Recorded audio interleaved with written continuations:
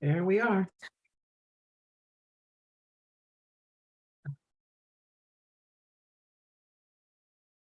I'm going live on YouTube and I'm getting ready to share YouTube to Facebook. Don't tell me how I'm doing this.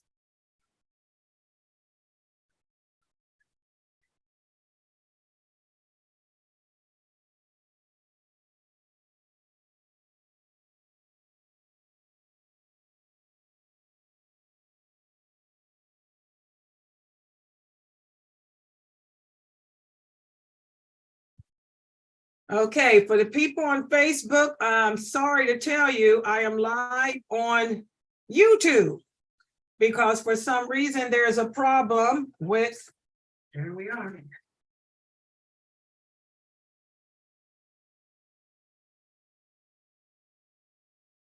I'm going live on YouTube.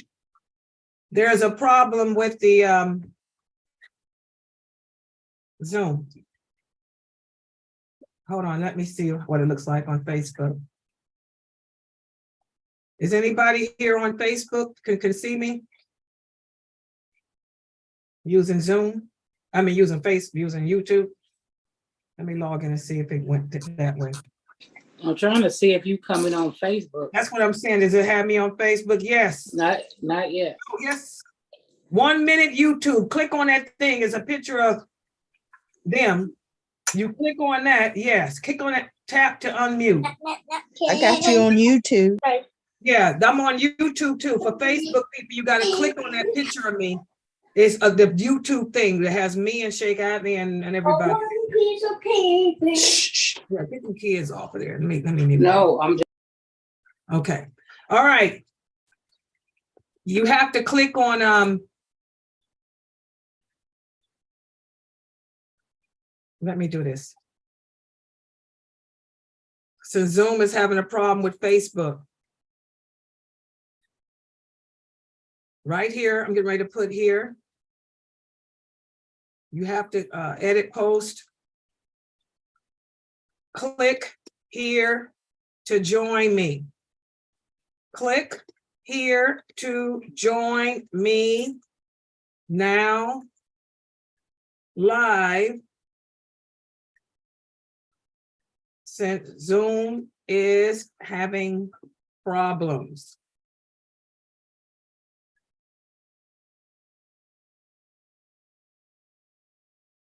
Y'all see it says YouTube and it has me on there?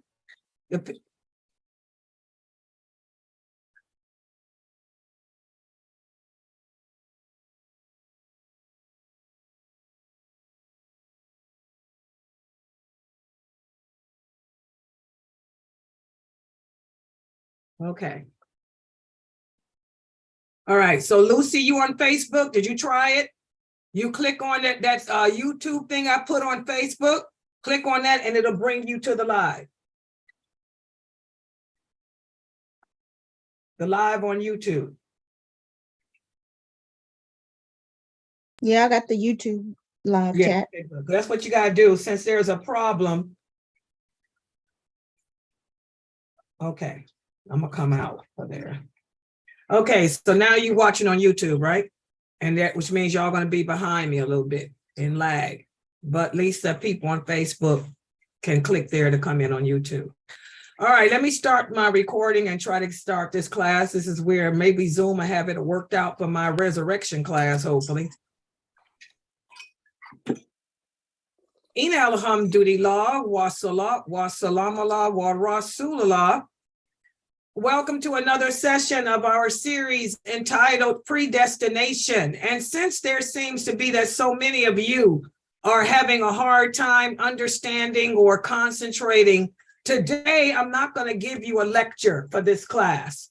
Instead, I'm going to give you a quiz to see what you understand. The questions in this quiz are basics. What does that mean? That means that these are the questions that every one of you should know the answer to. Your mama and your daddy should have taught you this stuff. This is basics about El Qadr. This is to see if you are understanding what the decree of Allah means. If you guys can't answer these questions, then something is wrong. Okay? All right, so let me put the quiz up here on the screen. And I did post it up last night, so you guys could have worked on it. Let's look at the first question. And this is a scenario, and I want you guys to tell your children to sit down, put the food down, and pay attention to this question. Salima does not wear hijab.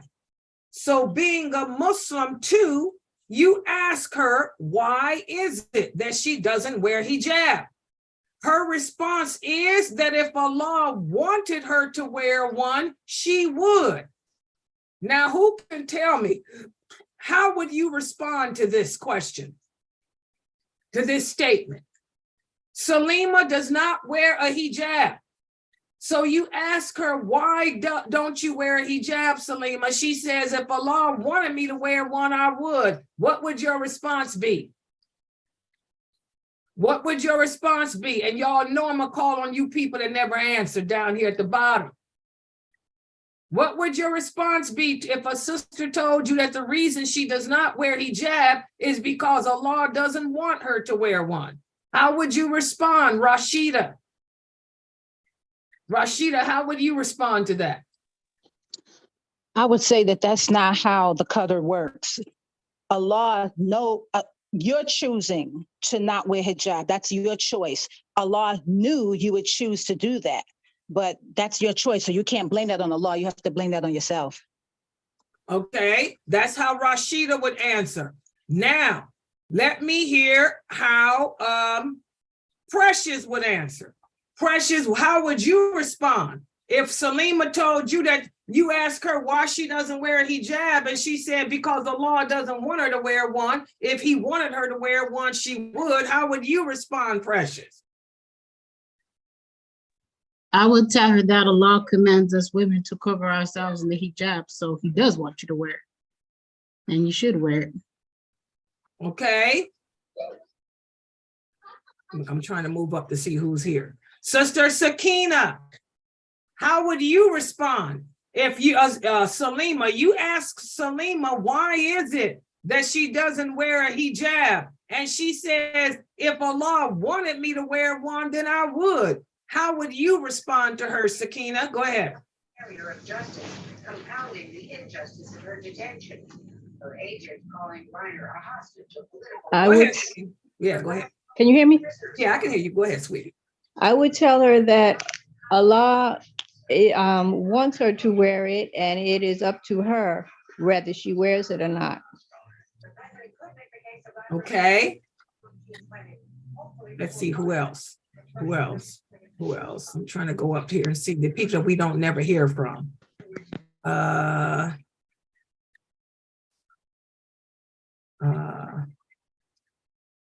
Hold on.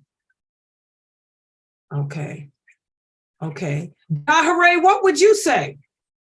If Salima told you that the reason she doesn't wear a hijab is because Allah, if Allah wanted her to wear one, she would. What would you say, Dahere?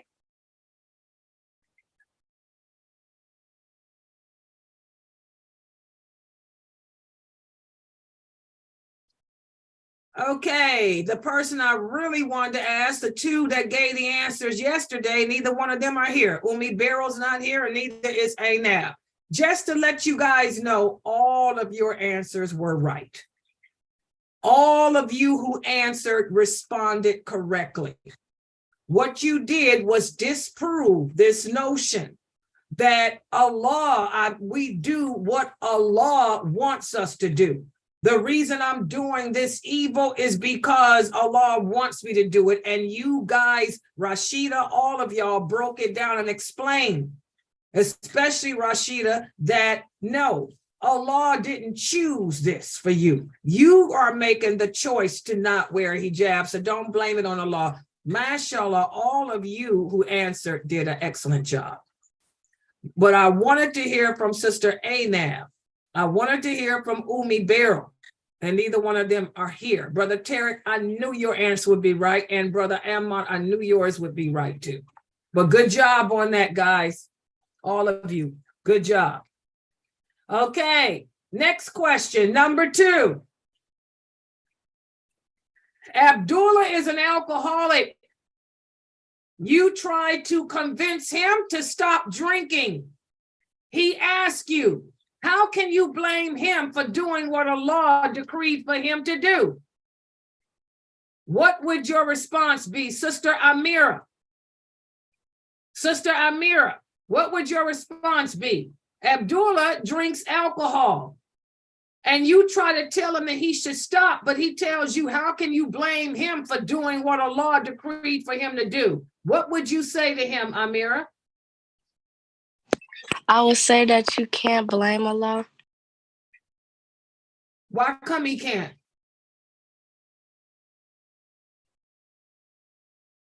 How old are you, Amira? 10. MashaAllah, that's good enough. That's good enough. Good job, Amira. Amina Fresno, what would you say? Good job, Amira. What would you say, Amina? Abdullah's an alcoholic. You try to convince him to stop drinking, and he tells you, how can you blame me for doing what Allah decreed for me to do? What would you say to him, Amina? I'd say you got free will. And Allah never change your condition unless you change it yourself. Allah don't make nobody do nothing. They choose to do it. Good job. MashaAllah. See, people on the ball today. Let's see. But see, y'all know these. Let's see, who else? MashaAllah. These are the answers that y'all should have been given all along. See what happens when you pay attention. See what happens when your teacher take out a whip and make y'all stop all that nonsense and pay attention. You answering right. Exactly. You know, we can't blame Allah for the choices we make in life. Allah puts the situations in effect for us. He makes the environment. He makes the scenario. He's the creator of the whole scenario. But the choice still lies on you, as Amina beautifully said. Why didn't she answer that way yesterday? I don't know, but mashallah, she sound like Laila today. Hello. Good job, Fresno. Okay, let's look at question number 3. Good job, Amira. Amira did excellent too. You were excellent. He can't blame Allah. Can I say something about, I kind of got a question about number 2. Okay, go ahead. Would it be right to say that, like, he is right that Allah did decree for him to do those things, but Allah didn't force him to do those actions. Those actions were up to him to decide whether to drink the alcohol or not. Yeah, the way that we explain this is Allah decreed it knowing that you would do it. Yeah. I mean, it's like because Allah knew what you do, that's when he wrote it. He didn't write it. When he was writing it, he wrote it because he knew you do it. So you can't say that Allah made me do it. He didn't write it down until he knew that you was going to do it. Yeah, that's what I'm saying. Yeah, just like when we commit a sin, even the angels in our daily record, they wait a few hours before they write it down. Okay, they just don't write. You do the act, and Allah knows what the act is, and he put it in that final book. He knew. Yeah, but you can't say that Allah made you do it. Allah wrote for me to do this, you know, without me thinking, without me even wanting it. No, Allah saw what would happen. He has foresight that we could never fathom. And in his foresight, he knew what your choices would be, and he put it in that book. That's what makes it decreed. It's decreed and final because he saw the cause and the result. Everybody understand that? But he didn't make you do it. Just like when those daily angels are writing stuff down, they write everything that we say and do. They don't write it down until we say and do it. Well, Allah didn't write it down till he knew that what you would say and do. Everybody understand that? Does that make sense, Brother Marard? Yeah. Okay, good. Okay, let's look at the next question. You guys are doing good today.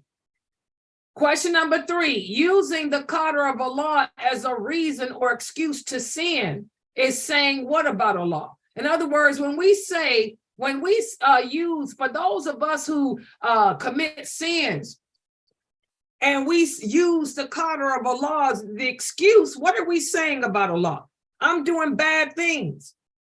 And I'm saying because Allah made me do it, what am I basically saying? Go ahead, Tony.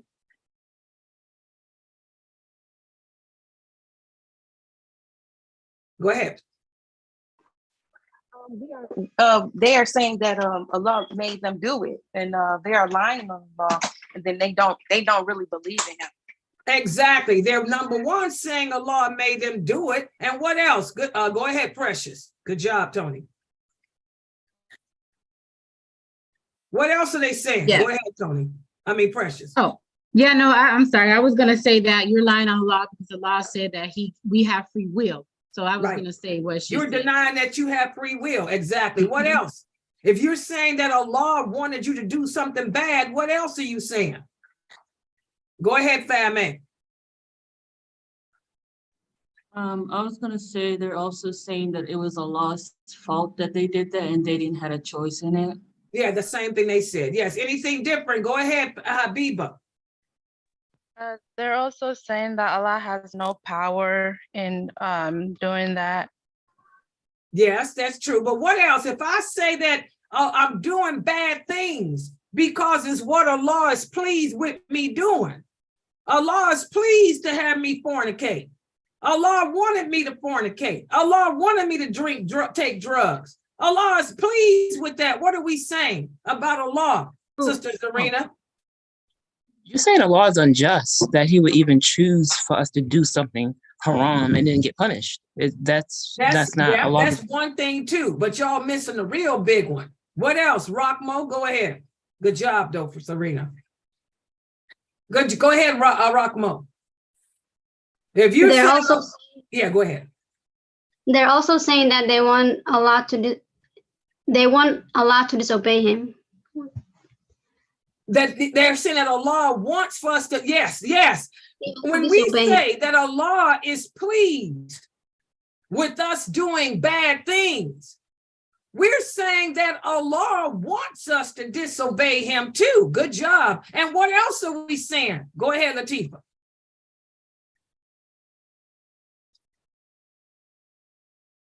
Latifa. We also saying that Allah is okay with bad things that He made haram. Yes, we're saying that Allah loves the things that He made haram. And this is the total opposite. Allah tells us in the Quran that He hates everything that He made haram. So you're telling me Allah wanted me to be a fornicator. Allah is pleased with me being a fornicator. Then you're calling Allah a hypocrite. Allah tells us in numerous verses that He's not pleased with adultery. In fact, He goes on to tell us that everything that He made unlawful for us, He hates. So how could you say that?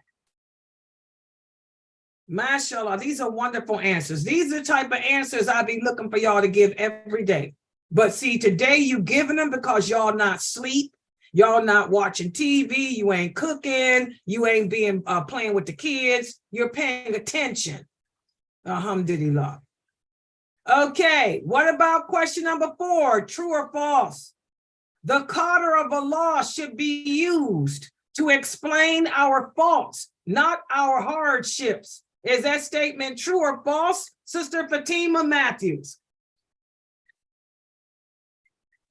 Sorry. Yes, that's false because Allah, He said the qadr was you should be used to explain the calamities and justify the faults. Exactly. We should never use the qadr of Allah to explain or excuse our faults. It's the opposite. We use the qadr for calamities. Because again, it all boils down to knowing why you were created. We were created to worship Allah. Allah creates hardships to test us. So we use the qadr of Allah as to say that this is Allah testing me. Just like when Amina has been going through all the hardship, which is why she hasn't been in class. You know, she's been dealing with all this drama in her family. For the past couple, it's been really 2-3 months since I've been teaching this stuff. Okay. But Allah creates these calamities as a means of testing her faith to see if she's going to still hold on to the rope of Islam and still come to these classes and still run her household and still take care of her duties at the mosque and still carry on with her life.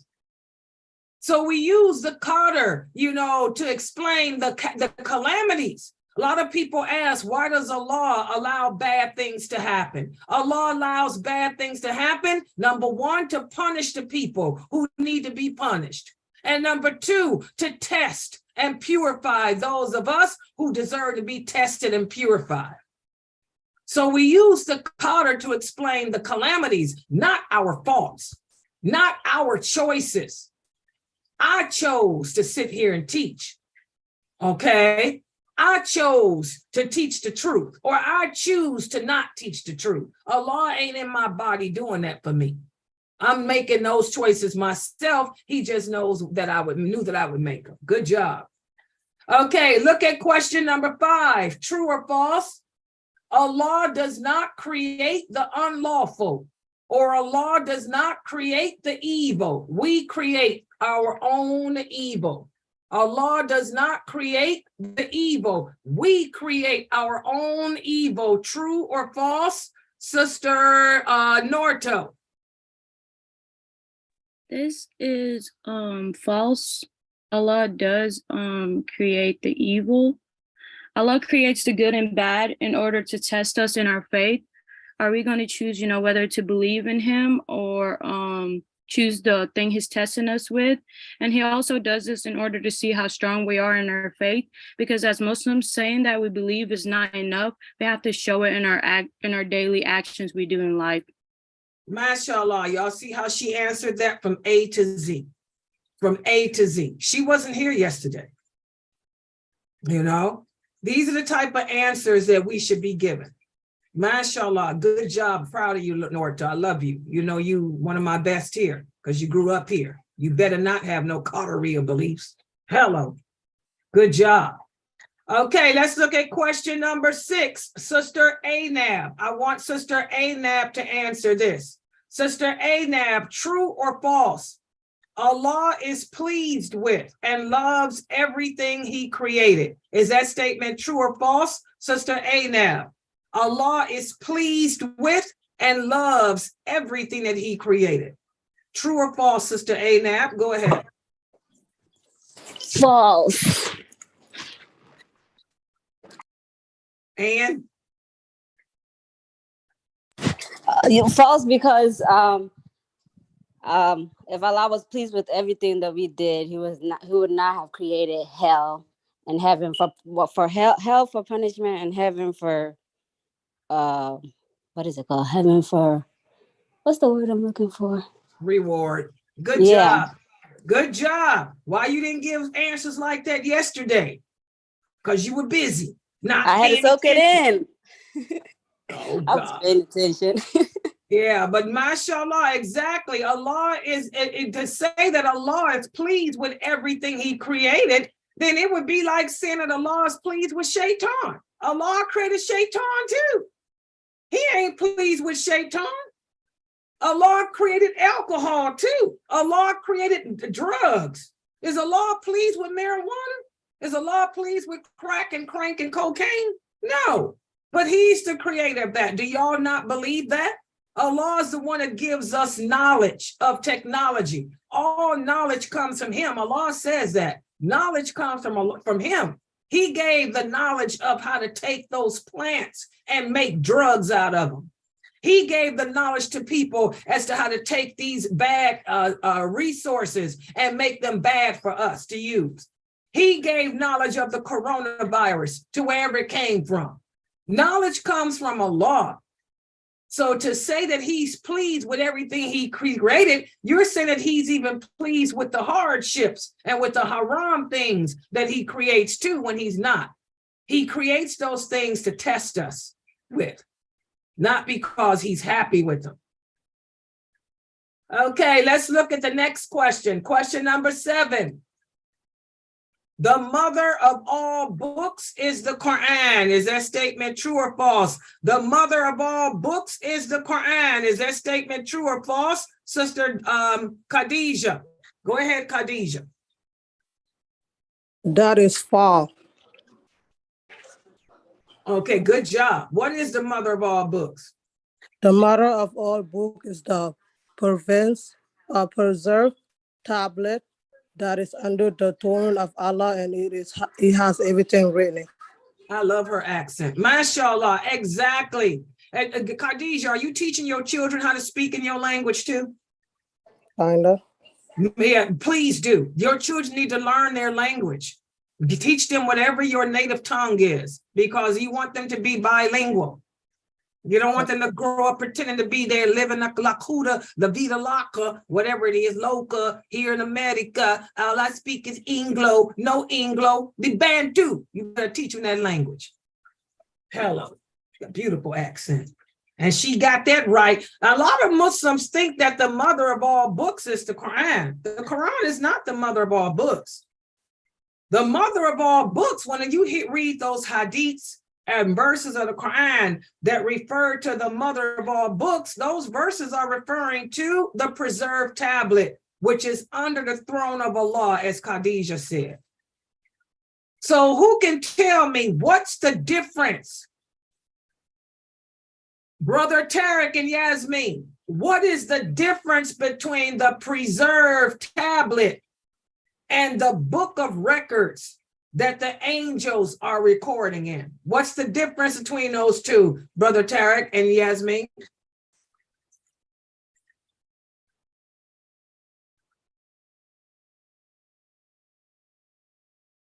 What is the difference between the preserved tablet and the daily book of records that the angels write in? The preserved tablet has everything that has been decreed, everything that has happened. And the book of records has everything that we have done, but not everything that we have done would be in the preserved tablet, such as if we made a sin and repented for it, Allah already knew we were going to repent, so he never put it in the preserved tablet. Okay, good job. That's the difference, guys. The preserved tablet has everything that would ever happen in it. The daily record that the angels write, they're recording every day. Our daily actions, our daily words, and all that. That stuff was already in the tablet. The tablet already has that stuff in there. Okay, the outcome. So what happens on the night of Qadr, Sister Rashida? What happens on the night of Qadr in regards to these books, Rashida?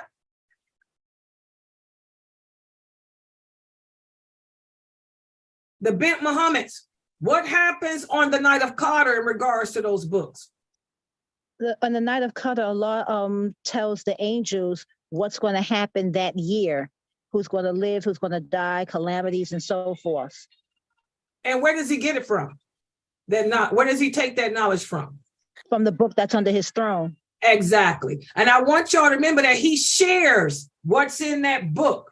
What's in the preserved tablet, that knowledge, Allah shares with the angels every year during the month of Ramadan on the night of decree. That's why it's called the night of decree. He'll let the angels know what's going to happen for that upcoming year. And that's why I always tell you, there is no such thing as an Islamic New Year.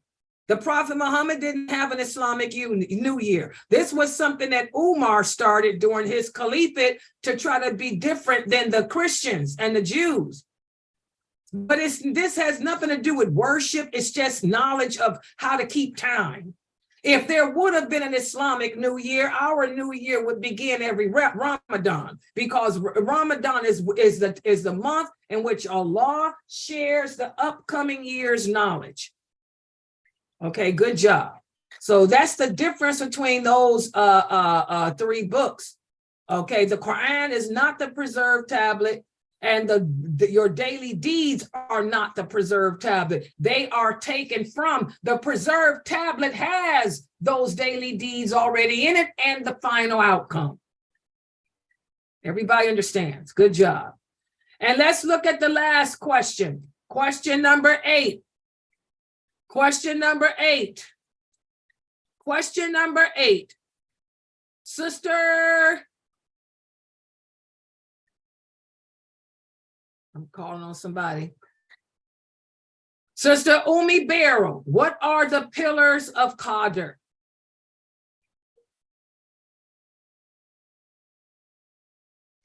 Assalamu alaikum. I still don't know, Sister Laila. Oh, I thought you learned. Okay, that's okay.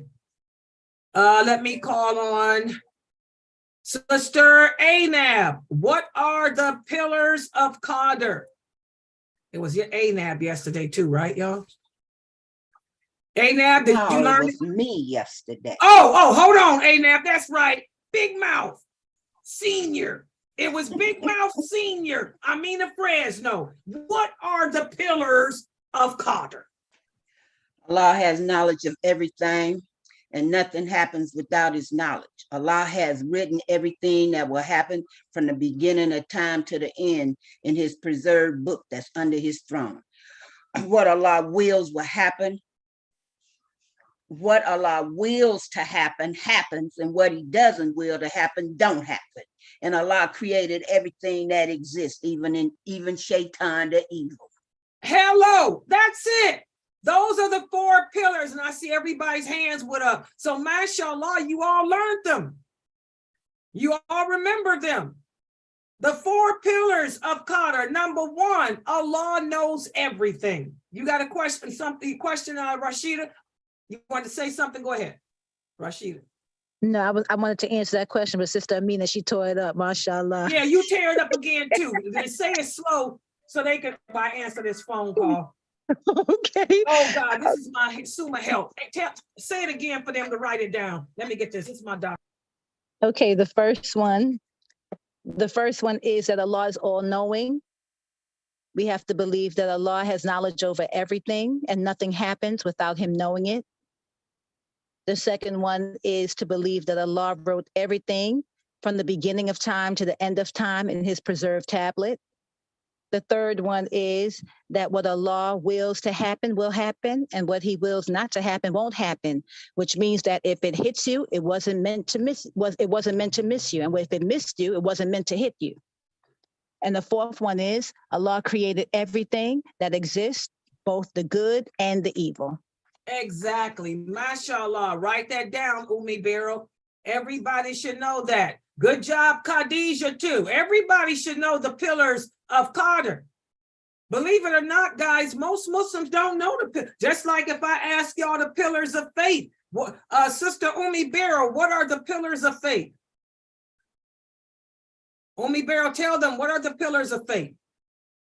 And for those of you that don't know, write it down. Give them the pillars of faith, Umi Barrow. To believe in the angel of Allah, to believe the Quran, the book, to believe in the predestiny, good and bad, to believe, yes, Al-Qadr, I said it, right? Mm-hmm. I said angel, the book of Allah. Sister Laila, I don't know. Let's say it that way.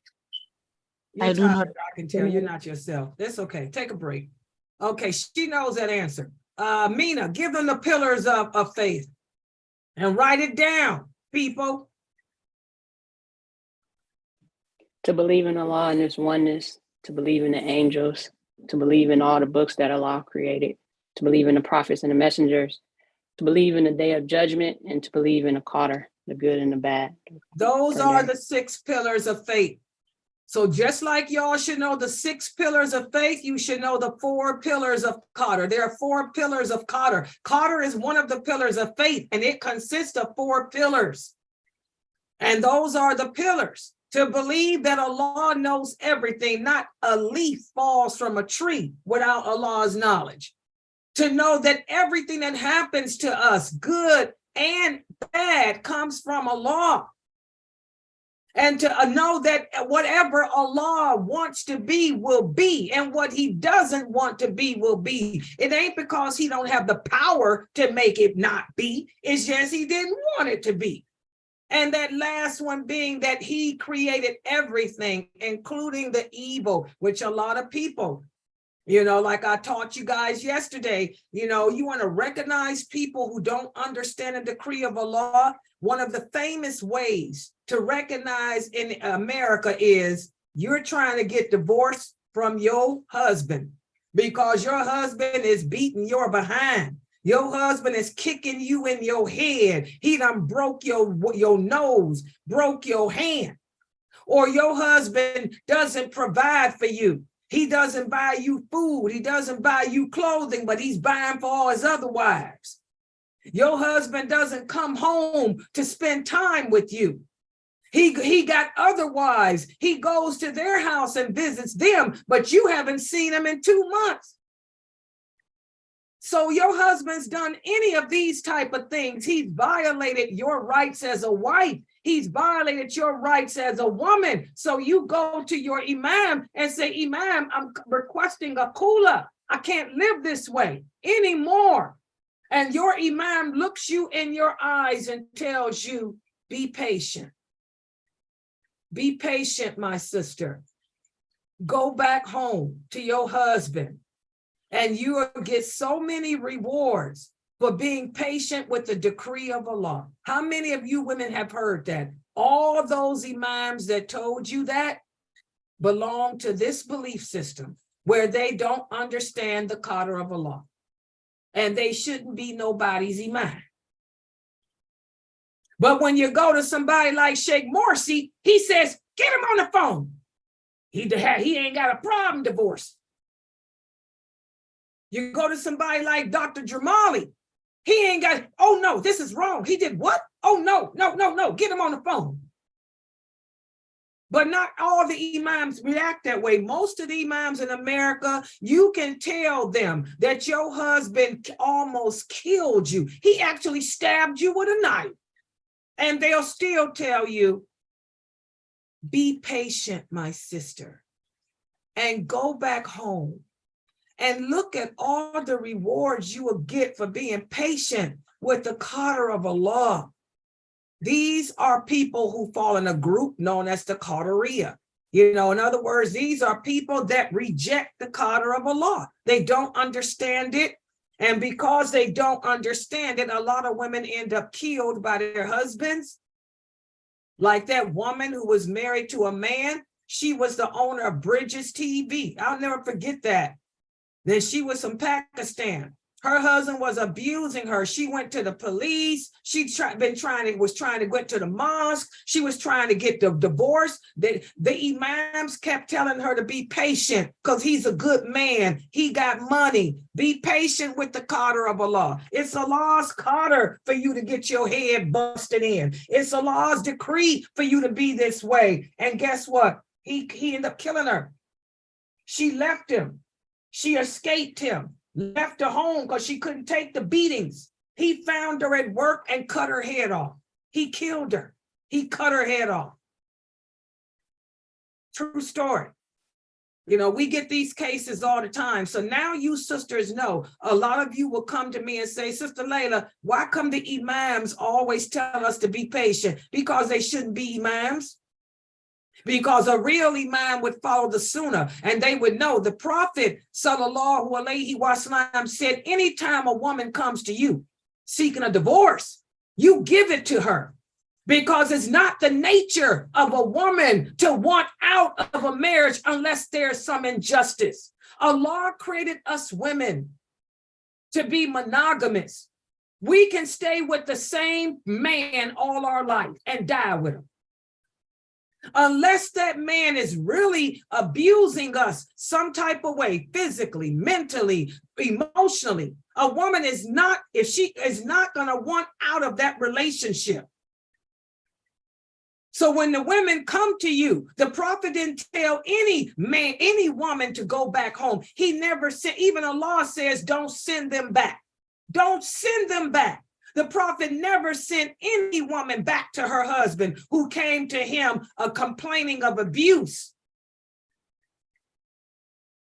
The Prophet would check it out first.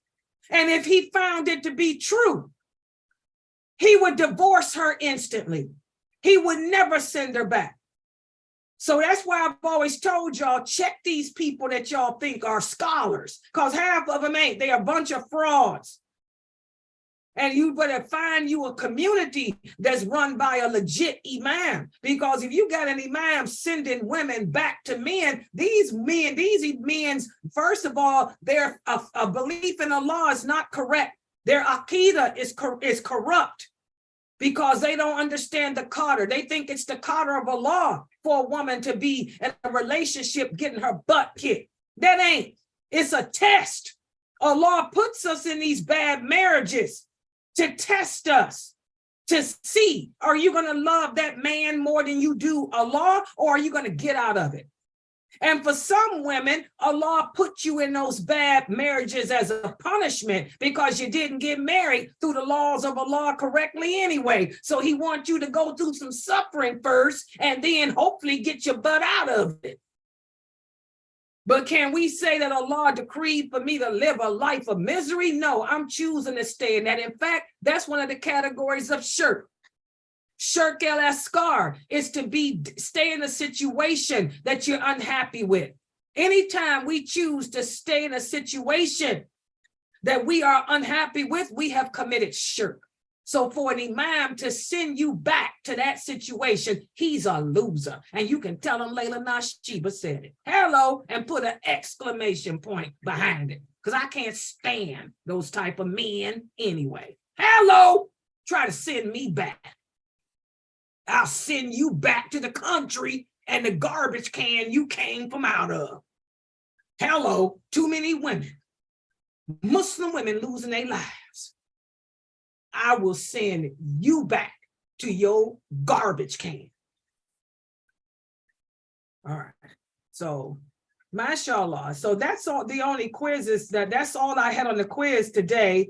And again, like I said yesterday, I got so upset with you guys because I know what the problem was. I know my students and what they know and what they don't know. You guys got to pay attention more. You know, stop. I mean, I know you guys are working and you got kids and you got all that going on. Most of the people here are housewives or students. But we have to find the time for Allah. Let me talk about something real briefly. A big innovation that Muslims do all around the world is this 2 Juma khutbahs. What hypocrisy. You're going to have 2 Juma khutbahs to accommodate the men so they can get off work and take a break. You know, Allah, in other words, you want Allah to kiss your behind. You know, who do you innovators think you are? Seriously.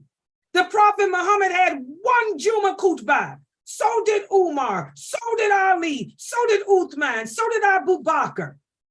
It's a test of you men to see how many of you will do like Allah says, put your work and stuff aside to come to the khutbah and pray and then go back.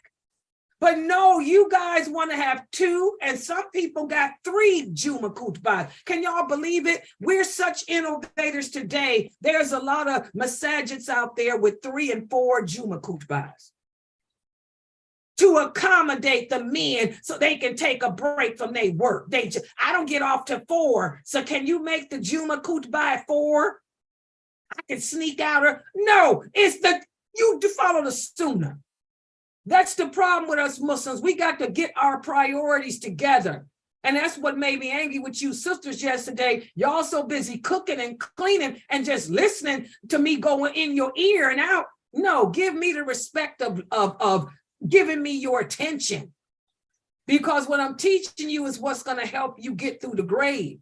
Because most of you come from these teachings. Most of you have been taught Islam incorrectly. And I'm trying to correct it. So give me the respect of at least giving me your attention. Everybody understand that? All right. So mashallah, you guys did good. And I don't know what the problem is with Zoom, but I'm going to send them an email. But inshallah, I have another class tonight at 8. The stories of the Quran, stories from the Quran. I'll be doing a story of the Gog and the Magog. Sister Sabrine, remember you wanted to know more about the Gog and the Magog, Sabrine, if you in here. I'm going to cover the Gog and the Magog today at 8, inshallah. So, mashallah, you all did good, and I'm proud of you. Give me your attention every day. And tomorrow we'll go straight into the lecture on destiny. So, subhanakallahumma wa bihamdika, ashhadu an la ilaha illa anta, astaghfiruka wa atubu ilaik. Any questions? Any questions or comments? Okay, closing out on Facebook. I'll be back at 8 o'clock on Facebook if Zoom lets me. If not, y'all